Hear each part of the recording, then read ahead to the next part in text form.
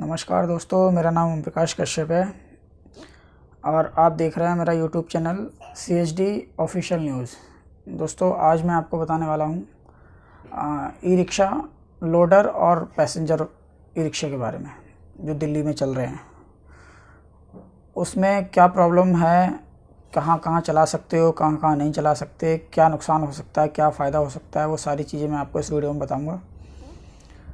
सबसे पहली चीज़, जो भी नए परचेज करते हैं, जो लोग पहली बार ख़रीद रहे हैं, उनको पता ही नहीं होता है कि इसको ख़रीदने के बाद चलाना कहाँ है।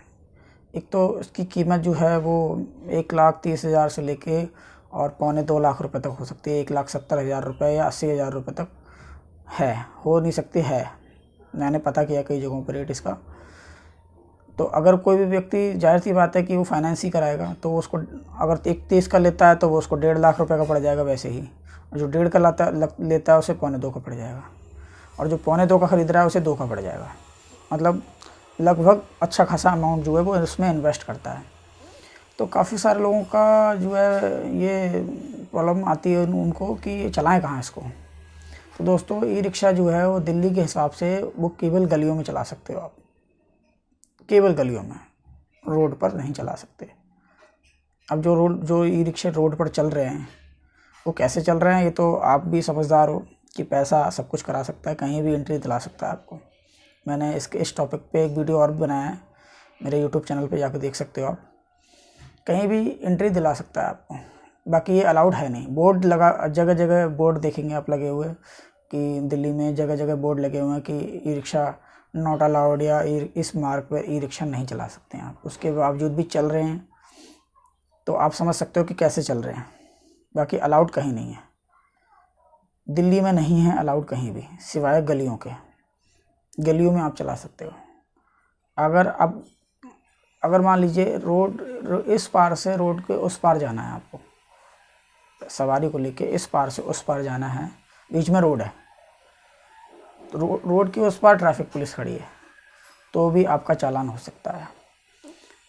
चालान आपका, आप सोच के हैरान हो जाएंगे, सुन के हैरान हो जाएंगे कि कितना महंगा चालान हो सकता है। आपका 20,000 रुपये तक का चालान हो सकता है नो एंट्री का, अगर रोड पे चलाते हुए पकड़े गए तो। नो एंट्री का 20,000 रुपीज़ का चालान हो सकता है आपका। और गलती से आप क्रेन वाले, जो ट्रैफिक पुलिस क्रेन लेके घूमती रहती है, उनके हत्थे चढ़ गए या 5 नंबर वालों के हत्थे चढ़ गए, तो आपका हो सकता है रिक्शा ही जब्त हो जाए। ऐसा नहीं कि छूटेगा नहीं, वो बहुत लंबा प्रोसेस है उसका। वो अपना जहाँ भी उसको होल्ड करते हैं, कोर्ट से छुटाइए आप जाकर, और कोर्ट का चालान कुछ भी हो सकता है, 30,000, 40,000, 50,000, कुछ भी हो सकता है। तो ख़रीदने से पहले इसके बारे में जान लें, समझ लें अच्छी तरीके से इसके रूल रेगुलेशन क्या हैं, कहाँ चला सकते हैं, कहाँ नहीं चला सकते हैं। लेकिन एक चीज़ और मैं कहूँगा, अगर किसी भी रोड पर अलाउड नहीं है ई रिक्शा, तो उस पर फिर चलना ही नहीं चाहिए। मगर उसके बावजूद चल रहा है, कैसे चल रहा है? बिना लिए दिए तो चल नहीं सकता। जो नया आदमी है उसका चालान हो जाता है, जो ले दे के चला रहे हैं वो चला रहे हैं।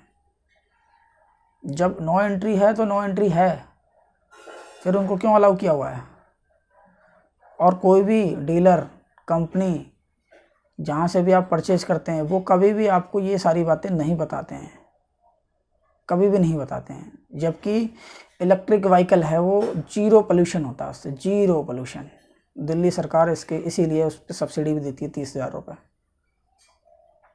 जीरो पोल्यूशन है, मतलब उससे कोई भी प्रदूषण नहीं फैलता है। उसके बावजूद भी उस पर मोटा चालान है 20,000 रुपये तक का। अगर 4 से 5 बार चालान हुआ आपका, रिक्शा गया, सोच लो। गरीब आदमी कितना कमाता है ये रिक्शे वाला? 400, 500, उसमें 150 रुपये तो पार्किंग वाले की दे देता है वो। फिर उसका मेंटेनेंस, ये वो, क्या क्या कमा के ले जाएगा घर?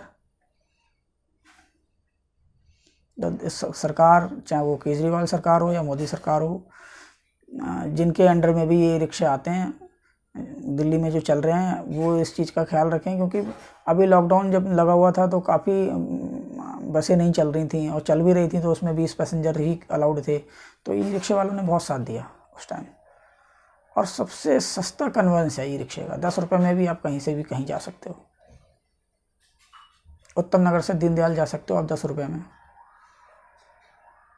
कहीं भी और भी बहुत सारे रूट हैं जो 10 रुपये, स्टार्टिंग ही 10 रुपये से उसकी। गरीब आदमी के लिए बेस्ट ऑप्शन है, चाहे वो चलाने वाला हो या फिर उसमें बैठ के जाने वाला हो। उसके बावजूद इन पे इतनी सारी पाबंदियां हैं। जब इसको ऑथराइज़ किया गया तब इतनी पाबंदियां नहीं थी, तो खुद गवर्नमेंट ने इसको दिलाया। और एक ऐसा ही नहीं, इसके लिए आरसी मिलती है आपको, बाकायदा रजिस्ट्रेशन है इसका, आरसी मिलती है, ठीक है, और इसका लाइसेंस भी बनता है, ठीक है, लाइसेंस बनता है, आरसी बनती है, बैच भी होता है इसका, और अथॉरिटी इसको पास करती है, बाकायदा नंबर प्लेट लगी हुई है, सब कुछ है। उसके बावजूद, सारे डॉक्यूमेंट होने के बावजूद इसको चालान किया जा रहा है 20-20 हज़ार रुपये का। मेरे सामने की बात है, मेरे सामने एक नया ई रिक्शा, उसकी पन्नी भी नहीं उतरी, उसको 5 नंबर पुलिस ने पकड़ लिया। वो गिड़गिड़ाता रहा, रोता रहा, हाथ पैर पकड़े उस बंदे ने, उस ड्राइवर ने, जो भी वो उस रिक्शे का चालक था, मगर छूटा नहीं वो। चालान कर दिया गया, और वो शायद द्वारका में कहीं पे सेक्टर 21 है या 22 है, मुझे ठीक से पता नहीं है, मगर द्वारका में ही कहीं पे वो उसको होल्ड किया जाता है। और जितने दिन वो उनकी कस्टडी में रहता है उतने दिन उसका नुकसान हो गया ड्राइवर का, कोर्ट से छुटाइए आप। 20,000 30,000 जो भी उन्होंने धाराएं लगाई हों उसमें, उसको छुड़ाने के लिए जो भी फ़ाइन है वो भरिए आप, उसके बाद छुड़ाइए उसे। मगर ऐसा नहीं है कि एक बार चालान भर दिया तो समस्याएं ख़त्म हो गई। समस्याएं वही हैं, फिर आप चलाओगे, फिर वो कहीं ना कहीं आपको पकड़ लेंगे। तो यह गरीब आदमी के ऊपर तो हर तरफ से मार गिर रही है, चाहे वो रेहड़ी पटरी वाला हो, रिक्शे वाला हो, कोई भी हो, उसके ऊपर मार गिरती ही गिरती है। मरता हर हाल में गरीब आदमी ही है। कैसे कैसे इंसान ई रिक्शा परचेज करता है, उसकी इंस्टॉलमेंट पे करता है, कई बार उसको लास्ट में पैसे बचते हैं नहीं बचते, मगर EMI देनी ज़रूरी है। लेकिन उसकी कमाई का कोई फ़ायदा नहीं है, क्योंकि कमाई कर ही नहीं पा रहा है। कहाँ से कर पा रहा है? 20 रुपये, 30 रुपये, 40 रुपये, 50 रुपये, ऐसी इनकम होती है। और ऊपर से पुलिस चलने नहीं देती उसको, तो कहाँ चलाए? कौन से रोड पे चलाए? जिन रोडों पर बोर्ड लगे हुए नहीं हैं वहाँ भी चालान हो जाता है। ठीक है, मैं कहता हूँ कि अगर डॉक्यूमेंट नहीं है, कोई भी ई रिक्शे वाला हो जाए, ई रिक्शे की ही बात नहीं है, कोई भी गाड़ी वाला हो, अगर डॉक्यूमेंट नहीं है तो चालान कीजिए। जो रूल रेगुलेशन कहता है उसके हिसाब से चालान कीजिए। अगर डॉक्यूमेंट नहीं है तो, डॉक्यूमेंट होने के बावजूद चालान हो रहा है 20-20 हज़ार का। दिल्ली में आपने देखा होगा कि ऐसा कोई रोड नहीं है, ऐसा कोई भी रोड नहीं है जिसके दोनों तरफ गाड़ियां खड़ी ना होती हों। अनलिमिटेड गाड़ियां खड़ी होती हैं, अनलिमिटेड। और ऐसी कोई जगह नहीं है दिल्ली के किसी भी कोने में आप चले जाइए, ऐसी कोई जगह नहीं है जहाँ पे जिन रोडों पर आपको गाड़ियाँ खड़ी हुई ना मिलो। और वो 24-24 घंटे खड़ी रहती हैं, जिनकी वजह से ट्रैफिक होता है तो लोगों का तेल ज़्यादा फूकता है, टाइम ज़्यादा लगता है। इसके ज़िम्मेदार कौन है? इसके ज़िम्मेदार भी ट्रैफिक पुलिस है। अगर रोड के किनारे वहाँ बोर्ड लगा है बाकायदा, नो पार्किंग, नो स्टॉपिंग, यहाँ खड़े नहीं हो सकते, यहाँ गाड़ी खड़ी नहीं कर सकते, या खड़े रुक नहीं सकते यहाँ पे, उसके बावजूद गाड़ियाँ खड़ी रहती हैं, मगर उनका कोई चालान नहीं होता। शायद कोई महीने में एक आध किसी गाड़ी का हो गया तो हो गया, नहीं तो नहीं होता है। क्योंकि गरीब आदमी को दबाना आसान है। ई रिक्शे वाला है ना, उसको तो कोई भी धमका देगा।